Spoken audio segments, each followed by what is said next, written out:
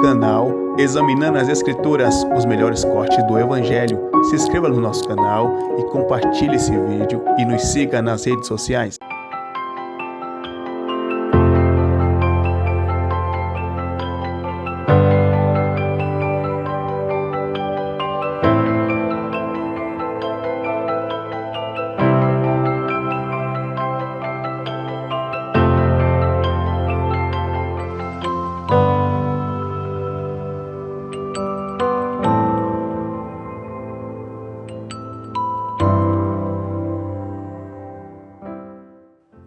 Olá, estamos começando mais um programa Primeiro Deus e que bom ter a sua companhia.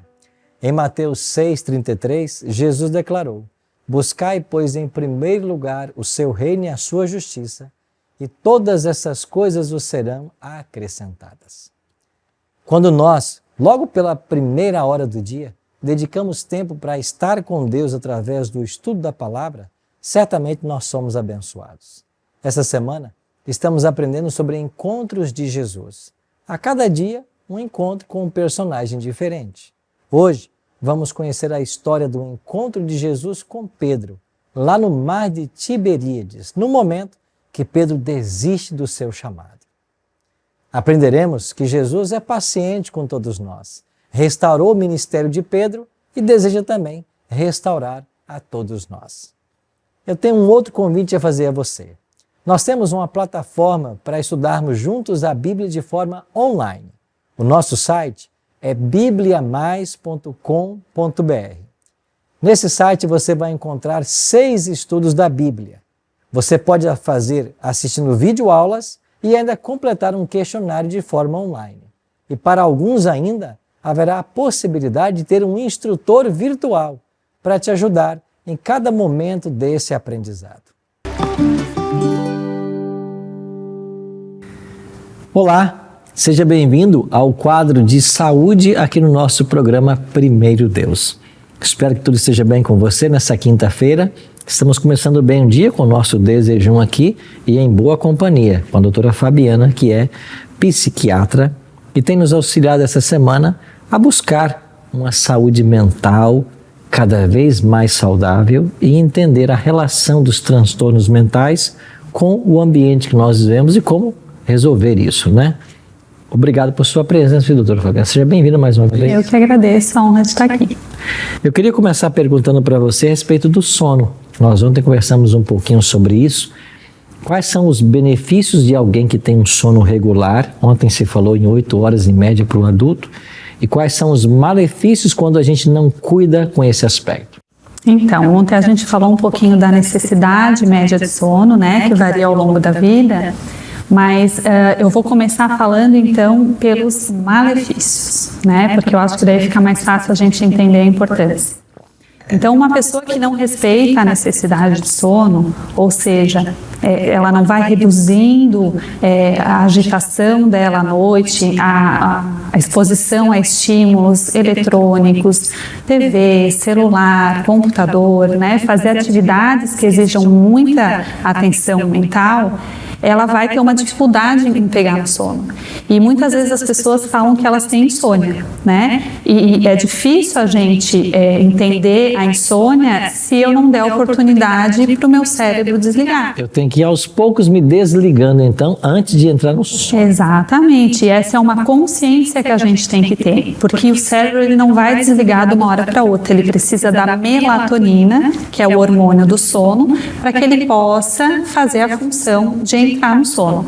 E quando a pessoa ela não tem essa possibilidade, o que acontece no organismo? À noite a gente tem muitas substâncias que são importantes para limpar células defeituosas, para fazer com que o funcionamento do organismo no outro dia aconteça. Se a gente não dorme bem, a gente inflama o corpo. E inflamando o corpo, a gente vai ter doenças cardiovasculares, a gente vai ter maior chance de AVCs, a gente vai ter maior chance de transtornos mentais, como a depressão, como a ansiedade. A nossa imunidade, ela baixa.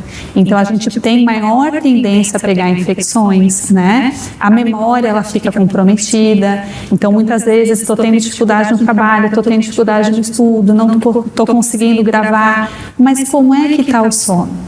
né? Então, a gente tem que ter essa consciência de 3 horas antes de dormir, não se alimentar com alimentos muito pesados, reduzir os estímulos e dar oportunidade para aquele momento acontecer naturalmente. Olha que interessante, né?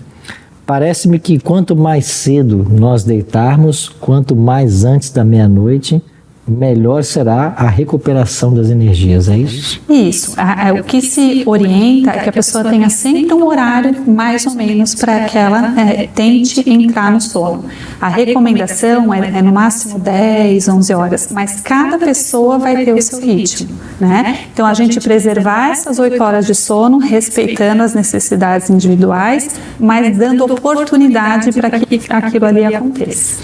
Isso tudo vai influir para que nós tenhamos boa saúde mental, certo? Certo. Agora, você como psiquiatra, se pudesse numerar, esse aqui é o inimigo número 1 ou 2 do nosso cérebro, que afeta tanto uma pessoa, qual seria? Então, vamos falar sobre alguns, né? Mas a gente, do ponto de vista emocional, cultivar bons sentimentos de gratidão, de amor e de compaixão vai trazer e vai desenvolver uma boa saúde mental, porque você vai vivenciar aquilo e vai oportunizar quem está ao seu redor. Mas do ponto de vista nutricional, a gente sabe que 3 grandes vilões, né, da saúde são o cigarro, né, o consumo de álcool, porque o nosso organismo ele não está preparado para receber álcool, ele não foi feito para receber nem cigarro, nem álcool, então em nenhuma quantidade, e também os açúcares.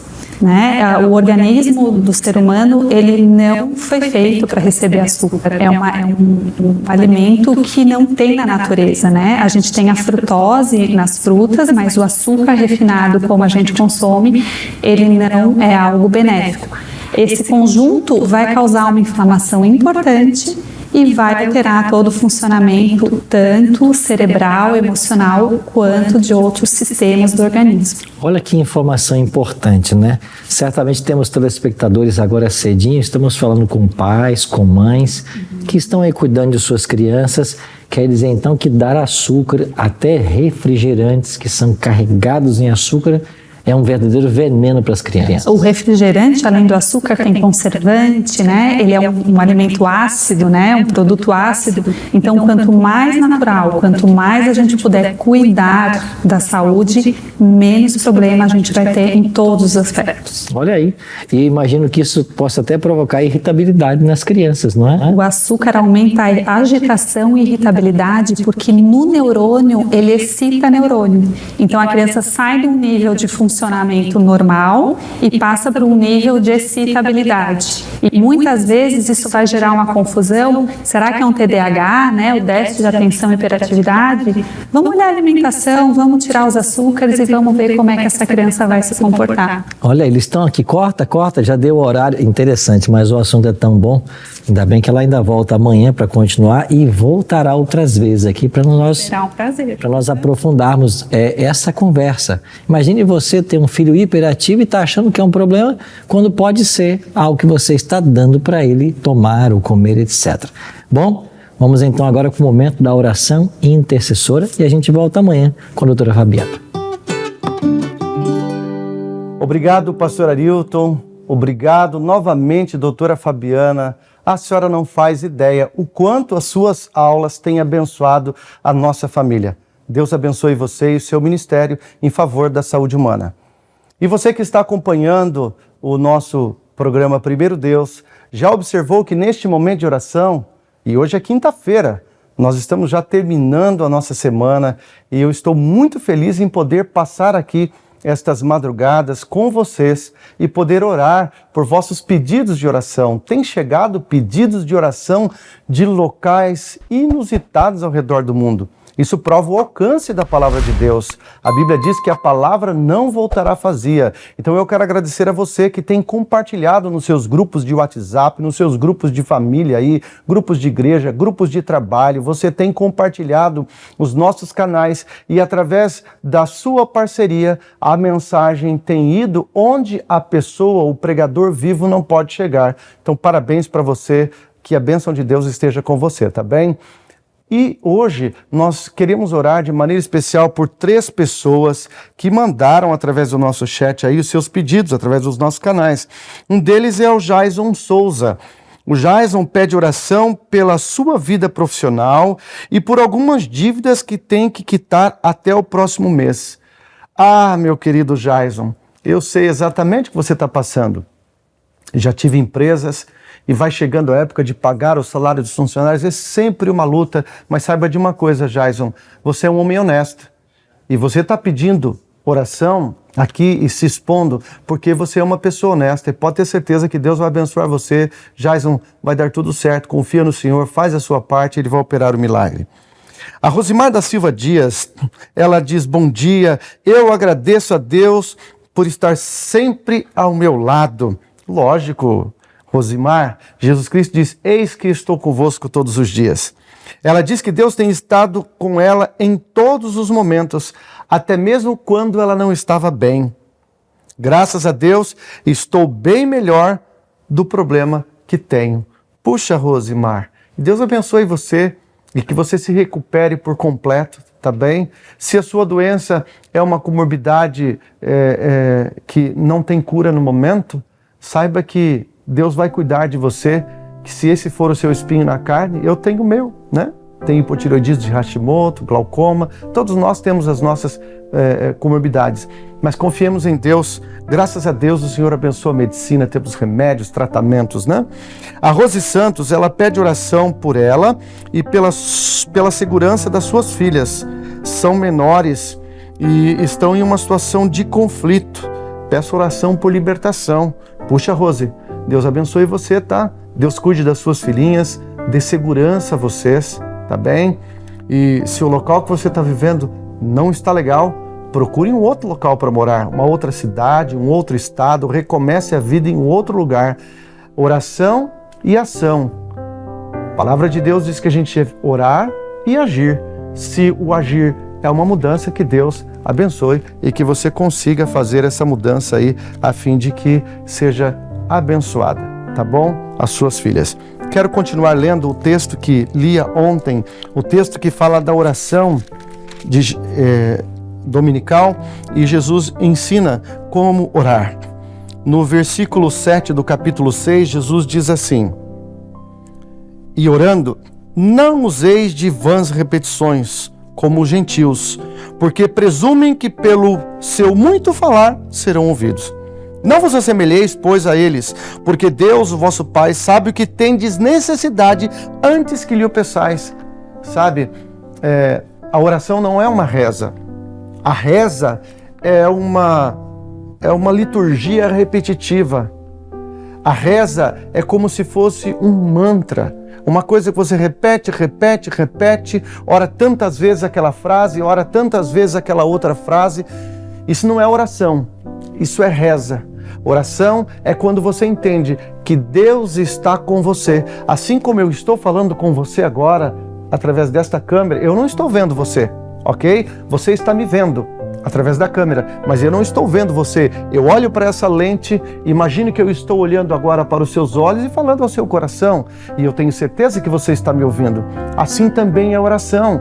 Você está aqui, Deus de repente está lá do outro lado da tela, onde você não consegue ver, mas você precisa ter fé de que Ele ouve você e que Ele está atento às suas necessidades. Então você não precisa ficar com muitas repetições, você só precisa colocar a sua vida nas mãos de Deus e orar de maneira tranquila, sabendo que Ele está ouvindo você. E eu quero repetir o texto que diz assim: vosso Pai sabe a necessidade que você tem antes que você peça. Diante disso, eu convido você, onde você estiver, se você puder, dobre os seus joelhos nesse momento. Eu vou dobrar aqui. Agora, se você estiver no trânsito, continua atento aí, tá bem? Ouvido na oração, olho no trânsito. Se você está no seu local de trabalho, olho no trabalho, mas que neste momento a sua mente esteja conectada com Deus. Vamos orar neste momento.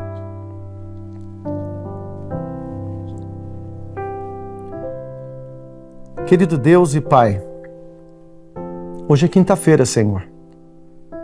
É bem cedinho.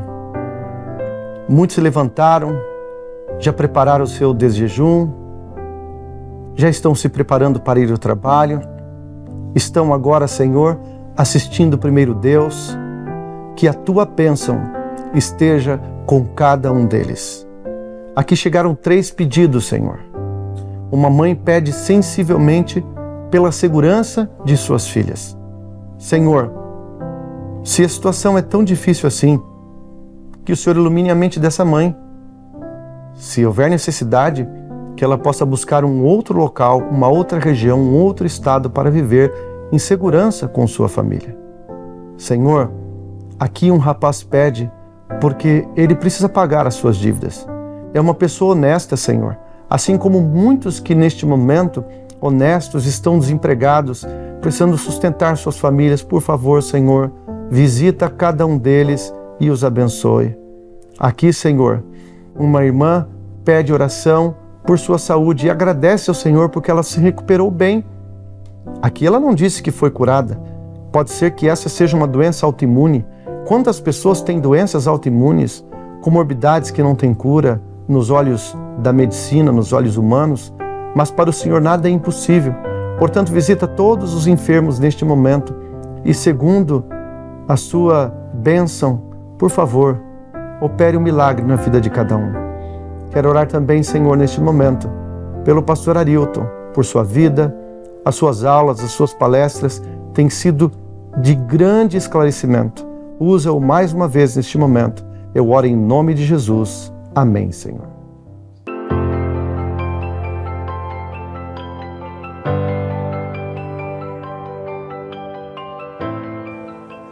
Chegamos então ao momento agora de estudarmos a Bíblia. Todos os dias aqui no Primeiro Deus, separamos o principal momento do programa para abrirmos o livro sagrado e ouvirmos a voz do Senhor. E é muito bom ter a sua companhia nesta semana que estamos estudando a respeito dos encontros de Jesus. Se você por acaso perdeu alguns dos temas, basta ir no nosso canal no YouTube e você vai ter acesso a todos os outros programas para você conhecer toda esta série e outras séries que falam a respeito da Bíblia e das verdades que ela ensina. Hoje nós iremos aprender sobre o encontro da praia. Eu queria convidar você a irmos para o Evangelho de João no capítulo 21. Nesse Evangelho de João, nesse capítulo 21, vamos encontrar a história dos discípulos decepcionados por causa da crucifixão e da morte de Jesus. Mas uma cena maravilhosa tomaria conta e nós vamos aprender um pouquinho mais sobre a história de Pedro hoje. Antes, porém, eu queria convidar você para que nós orássemos, antes de abrir o livro sagrado, convidando ao Deus Espírito Santo, aquele que inspirou os apóstolos e profetas a escreverem esse livro, agora a iluminar a nossa mente para compreendermos a vontade de Deus. Vamos orar?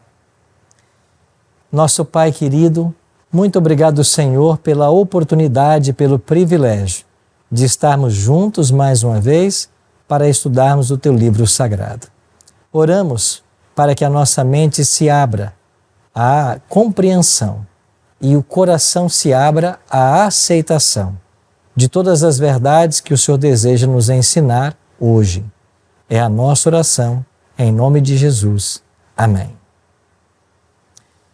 As cenas do capítulo 21 de João nos convidam para visitarmos mais uma vez o Mar da Galileia. Ele é chamado de mar por causa do seu tamanho, ainda que de fato não seja parte de nenhum oceano. O Mar da Galileia está lá, ao norte de Israel, cercado por montanhas. É um grande lago com águas puras e cristalinas.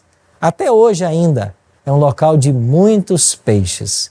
E este mar foi o cenário de vários milagres realizados por Jesus.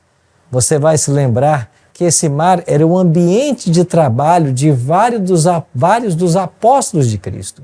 Aí eles estavam cotidianamente.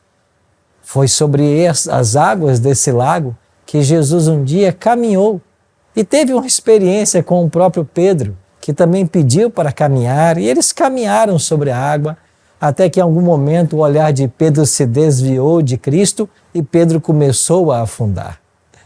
Pedro clamou por socorro, por ajuda. Jesus estendeu o braço e mais uma vez salvou a vida de Pedro. Foi também neste local que, enquanto a tormenta açoitava o barquinho dos discípulos, levado de um lado para o outro pela força do vento, eles clamaram ao Senhor Jesus por ajuda. Jesus se levantou, estendeu seu braço ao céu e disse à natureza: calma-te, emudece. E se fez grande bonança. Naquele momento, os discípulos ficaram assombrados e perguntaram: quem é esse que até o vento e o mar lhe obedecem? Sim, esse mar da Galileia foi o cenário de vários momentos especiais de Cristo. Mas um dos momentos que mais me chama a atenção no Evangelho tem a ver com o chamado que ali Jesus realizou.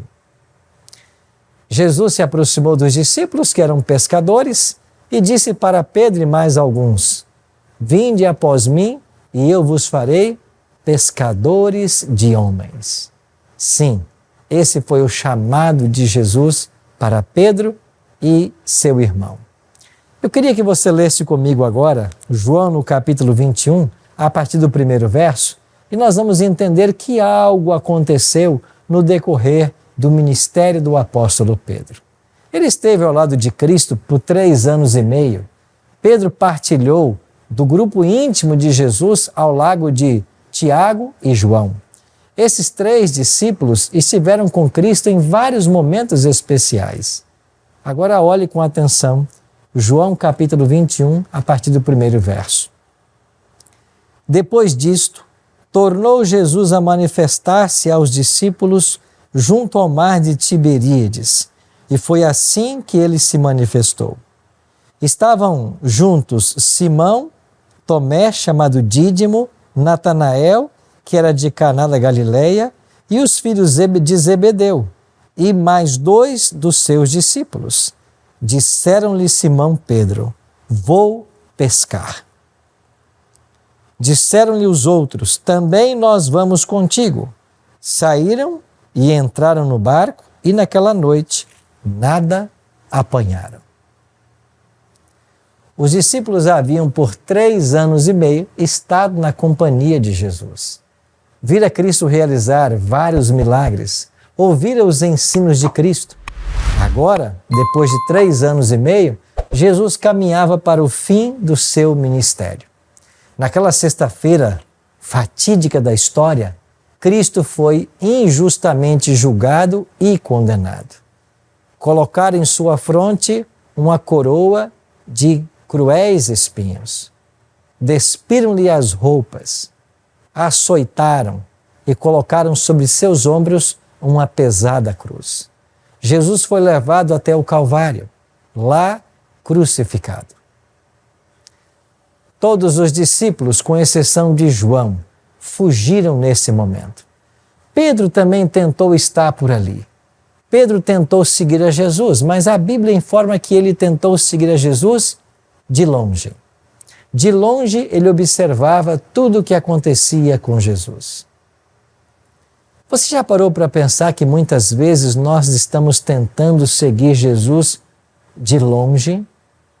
Você já se deu conta que muitas vezes nós somos como Pedro, queremos seguir Jesus sem nos envolver, sem nos comprometer, sem estarmos de fato com o coração em tudo que nós cremos e aprendemos nesse livro? Isso não é novo. No cristianismo, sempre houve 2 tipos de crentes, 2 categorias de cristãos. Jesus falou claramente a respeito do caminho largo e do caminho estreito. Jesus falou do trigo e do joio. Jesus falou de sinceros e pessoas fiéis dentro do rebanho. Mas nesse momento agora, Pedro continuava a observar tudo o que acontecia, mas ainda seguia Jesus de longe.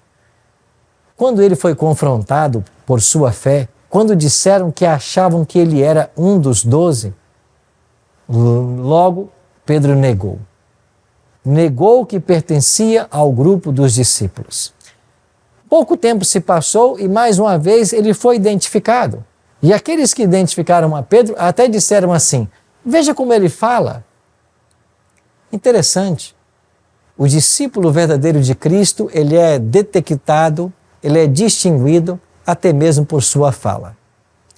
Não apenas por isso, ele é distinguido pela forma como vive, pela forma como negocia, pela forma como se relaciona com as pessoas. Não dá para esconder que você é cristão, porque os frutos do Espírito que o Espírito Santo produz em você, eles se declaram. Mas Pedro, mais uma vez, perdeu a chance de declarar sua fé e disse não conhecer Jesus. E quando na terceira vez ele foi identificado como sendo um discípulo, ele chegou ao ponto de amaldiçoar ao próprio Cristo. Interessante que isso tudo aconteceu, mas não foi novidade para Pedro, porque Jesus havia dito para ele, na noite anterior, Pedro, ainda esta noite, ou antes que o galo cante, tu me negarás 3 vezes. E foi exatamente isso que aconteceu. As palavras de Cristo se cumpriram ao pé da letra. Pedro teve as oportunidades, mas ele acabou negando o seu Senhor. E quando o galo cantou, ele percebeu a veracidade das palavras de Cristo. O cantar daquele galo trouxe um profundo sentimento ao coração de Pedro. Ele pensou em todos os momentos que ele havia vivido ao lado do Senhor. Ele pensou nas experiências que ele viveu com Jesus. Ele pensou não apenas no livramento lá no Mar da Galileia, mas no privilégio que ele tivera de contemplar Moisés e Elias lá no Monte da Transfiguração. Ele teve a chance de entrar com Pedro lá na casa de Jairo e ver o momento em que Jesus ressuscitou sua filha. Foram incontáveis as histórias que Pedro havia vivido com Jesus, mas agora ele havia negado ao seu Senhor. Interessante que aquele mesmo olhar de Cristo, que de forma amorosa se colocara sobre Pedro, mais uma vez ocorreu. Pedro estava muito triste, chateado, magoado porque havia negado o seu Senhor, mas ainda lá no pátio, momentos antes de Cristo ser crucificado, o olhar de Jesus cruzou com o olhar de Pedro. E naquele olhar de Cristo, Pedro não viu uma censura, não viu uma condenação, mas viu um olhar de amor, um olhar de ternura, um olhar de perdão. Pedro sabia que mesmo tendo fracassado, tendo caído, o Mestre ainda o amava. E esse olhar provocou no coração de Pedro um genuíno arrependimento por tudo aquilo que ele fizera. O Evangelho declara claramente que Pedro saiu dali e chorou amargamente. Essa expressão bíblica de Pedro ter chorado amargamente, ela está em contraste com a atitude de Judas, que por causa de um remorso tirou sua própria vida. Judas não se arrependeu, mas Pedro sim. Esse arrependimento foi sincero e ali naquele momento começou a operar uma verdadeira mudança na vida do apóstolo. Mas a história não havia ainda terminado. Algo grandioso estava para acontecer. Cristo foi sepultado e depois que Jesus foi sepultado, os discípulos mesmo disseram: nós pensávamos que ele fosse redimir a Israel, mas agora ele está crucificado. Esse mesmo discurso foi pronunciado por aqueles 2 discípulos lá na estrada de Emaús. Quando eles conversavam a respeito dos últimos acontecimentos, Jesus se juntou aos 2 nessa caminhada, eles não perceberam que era Jesus, e quando Jesus pergunta de que vocês estão conversando enquanto vocês viajam, eles disseram: será que você é o único em Jerusalém que não sabe dos últimos acontecimentos? Jesus de Nazaré, ele foi crucificado, nós esperávamos que ele fosse o nosso Messias, mas agora ele está morto.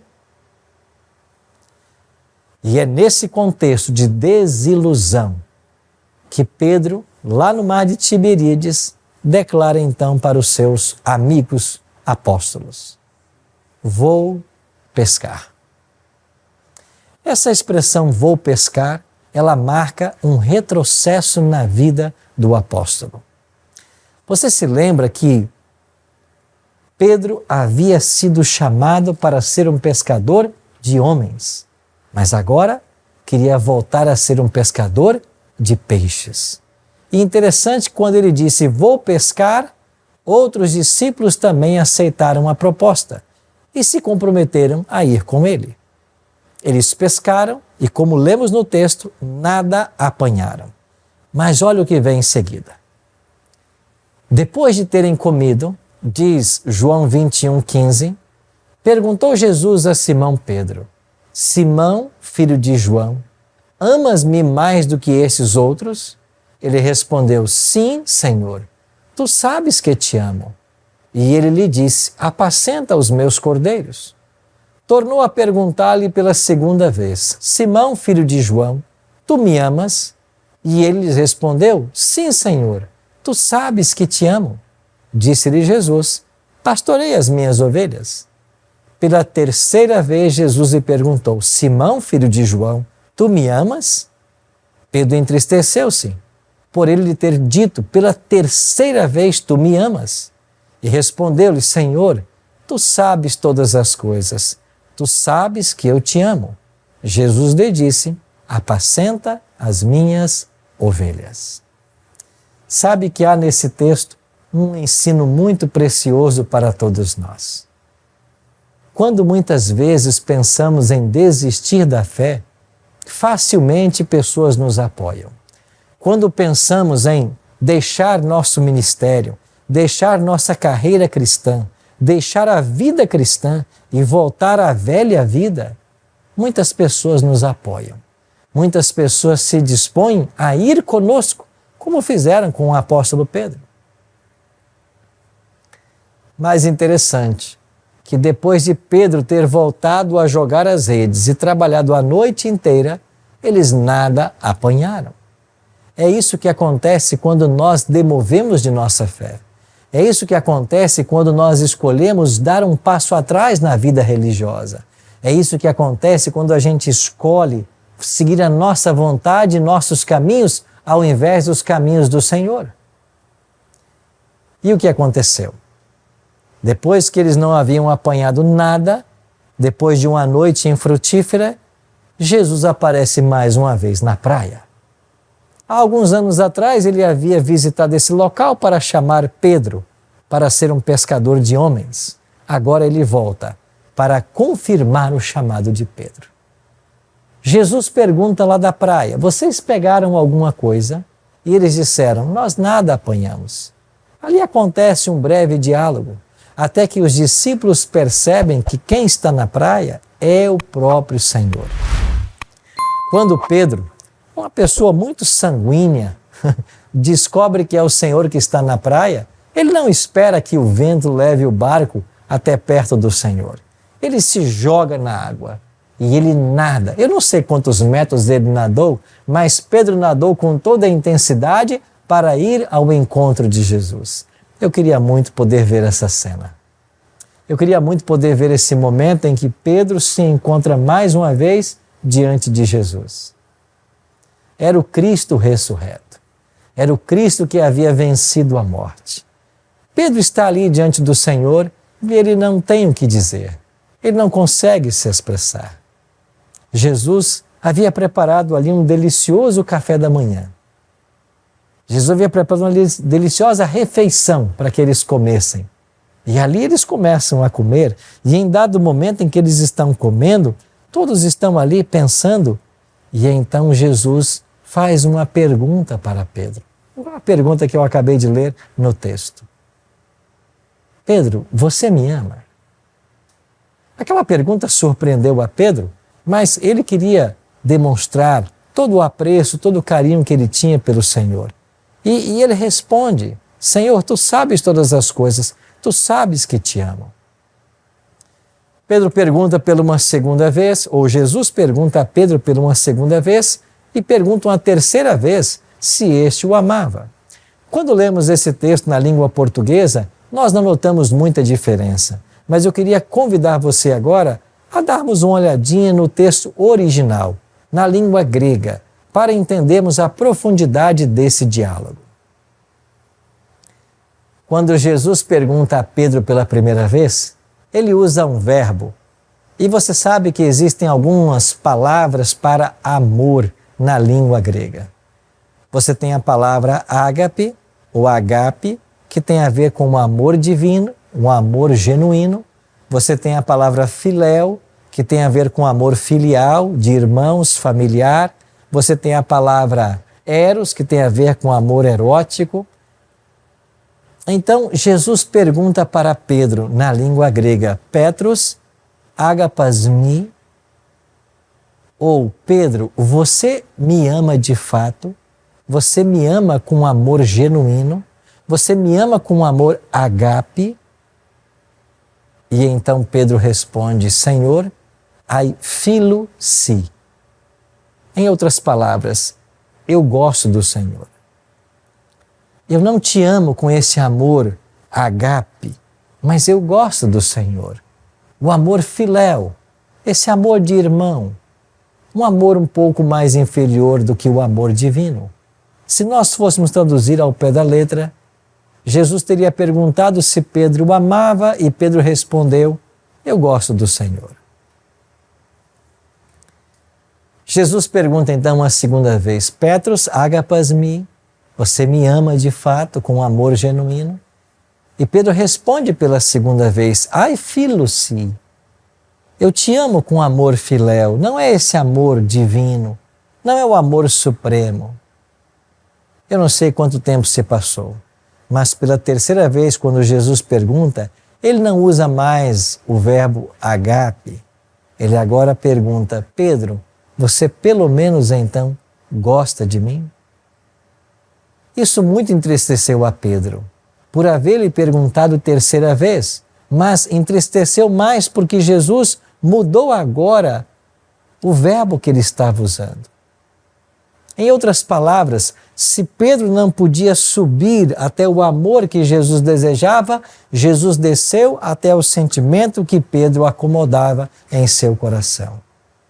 E quando Jesus compreendeu que Pedro não o amava como ele desejava, mas era um amor iniciante, Pedro se maravilhou mais uma vez em saber como que esse Senhor tem a capacidade de nos entender e de descer sempre ao nível em que nós estamos. Tu sabes todas as coisas, disse Pedro. Tu sabes que eu gosto do Senhor. Então Pedro disse para ele, apacenta as minhas ovelhas, apacenta os meus cordeiros. Essa palavra também foi profética. Passado alguns dias, Pedro receberia o Espírito Santo, lá em Atos capítulo 2. Pedro se tornaria uma das colunas da igreja cristã. Pedro tornou-se um grande líder e junto com os outros apóstolos, eles levaram o Evangelho a todos os quadrantes desse planeta. O grande apóstolo Pedro. Seu coração havia mudado. Ele havia compreendido quanto Deus o amava. Ele havia compreendido o plano que Deus tinha na vida dele. E como resultado de tudo isso, houve uma entrega completa. Essa entrega foi tão extraordinária que quando chega o momento e Pedro vai ser martirizado, assim conta-nos a história, e ele foi para ser crucificado, ele teria dito, não me crucifiquem como meu Senhor, porque eu não sou digno de morrer como ele morreu. E a história conta que Pedro morreu, crucificado, de cabeça para baixo. O que havia mudado? O que mudou na história desse apóstolo? O que mudou foi a compreensão que ele passou a ter de Jesus. O que mudou foi o seu relacionamento com Cristo. É verdade que por 3 anos e meio ele havia caminhado ao lado do Senhor, ele havia testemunhado os seus milagres, ele havia visto muitas maravilhas, mas agora Pedro havia passado por uma experiência com o Senhor. E naquele encontro lá no mar de Tiberíades, Jesus fez um novo chamado para a vida de Pedro. Foi a restauração do ministério pastoral do apóstolo Pedro. Naquele momento ele sentiu quanto que Jesus se importava com ele. Se 3 vezes ele havia declarado ou negado o seu Senhor, agora por 3 vezes Jesus perguntava se ele o amava. E se esse amor não estava ainda como Deus desejava, Jesus desce ao nível de Pedro para tentar ajudá-lo em sua caminhada. É isso que Deus faz conosco. Esse Deus que sempre vem ao nosso encontro, esse Deus que nos compreende, que nos ajuda. E se nós hoje não somos o que Deus espera, pela graça dele um dia seremos. Mas é assim que o Pai nos aceita. Aliás, nós só poderemos alcançar o que Deus espera de nós através da graça dele. Graça essa que salva, graça que redime. Se Jesus perguntasse para você hoje, você me ama? Qual seria a sua resposta? Você ama o Senhor Jesus? Ou você apenas acha que ele foi uma pessoa incrível? Um grande professor, um grande profeta? Quem é Jesus para você? Todos nós temos na ponta da língua o nome da pessoa que nós mais amamos nessa vida. E quando pensamos na pessoa que nós mais amamos, sempre pensamos numa mãe, num pai, num irmão, numa irmã, alguém que muito fez por nós, não é verdade? E muitas vezes perguntamos como nós poderíamos não amar alguém que nos ama tanto. Você sabia que esse sentimento em nosso coração é reflexo de uma lei que existe no céu, que ensina que só o amor desperta o amor? É isso mesmo. Só o amor desperta o amor. É por isso que o apóstolo Paulo afirmou, nós o amamos. Por quê? Porque ele nos amou primeiro. Primeiro Cristo nos amou, então nós amamos a ele como resposta. Nós não encontramos a Cristo, ele não estava perdido. Nós quem estávamos perdidos e Jesus nos encontrou. E quando ele nos encontra, quando nós compreendemos o maravilhoso plano que Deus tem para a nossa vida, quando nós entendemos o caminho que o Senhor tem traçado para todos nós, nós ficamos maravilhados diante de tão grande amor. Se você me perguntar assim, pastor Arilton, qual é a pessoa que você mais ama nesse mundo? Ou quais as pessoas que você mais ama nesse mundo? Certamente a minha resposta se volta para minha esposa, para minha mãe, para meus filhos. Deixa eu dar para você o exemplo da minha mãe, Dona Adelaide. Como não amar essa senhora que hoje está com 88 anos de idade? Quantas vezes eu vi essa mulher se sacrificar para o bem da sua família? Quantas vezes eu vi essa mulher lavar roupas para fora, mesmo criando 9 filhos, para ajudar na despesa doméstica? E a pergunta que eu faço para você é, como não poderia amá-la, sendo que ela me amou tanto? Eu vi essa mulher tirar comida da sua boca para dar para seus filhos. Impossível não amá-la. É isso que acontece quando nós nos relacionamos com Jesus. Quando nós entendemos o que Ele fez por nós lá no Calvário. Impossível não amá-lo. Hoje, eu queria convidar você a pensar. Se Deus ama tanto assim a você e a mim, qual será a nossa resposta? O que faremos em resposta ao maravilhoso amor de Deus? Eu queria que você soubesse uma coisa. Deus nos ama não pelas coisas que nós fazemos, mas Deus nos ama por ser quem nós somos. E nada do que você faça fará o Pai Celeste te amar menos. É impossível que você cometa algum erro. É impossível que você faça alguma coisa na vida que leve Deus a te amar menos. Olhe para a história do apóstolo Pedro. Ele havia caminhado com Jesus por 3 anos e meio. Ele teve privilégios que nós não tivemos, mas ainda assim ele negou o seu Senhor por 3 vezes. Mas Jesus amou Pedro e o perdoou. Jesus restaurou a vida e o ministério de Pedro. Por quê? Porque não importa o que Pedro fez, Jesus sempre o amaria. Não importa o que você faça, nada do que você faça vai levar Deus a te amar menos. Hoje, eu queria convidar você a também abrir o seu coração. Se necessário, a chorar como chorou o apóstolo Pedro. Arrepender-se das faltas que você cometeu. E, sobretudo, a confiar que Deus nunca falha. que Ele é amor, que Ele é perdão. E Ele está disposto a restaurar a sua vida, colocar você de volta no trilho da salvação. Por isso, eu queria orar com você agora. Pai Celeste, muito obrigado, Senhor, por Teu grande amor e por Tua infinita misericórdia.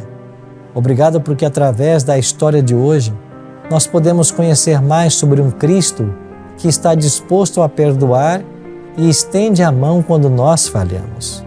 Nos ajuda, Pai, a voltarmos aos Teus caminhos, a andarmos, Senhor Deus, na Tua vontade e nos prepare a cada instante para o Teu breve regresso. Nós entregamos nossa vida em Tuas mãos mais uma vez. Também quero orar por cada amigo, por cada amiga que me assiste nesse momento. Que o Teu bom e Santo Espírito cuide de todos nós e nos prepare a cada instante para o Teu breve regresso. É a nossa oração, em nome de Jesus. Amém.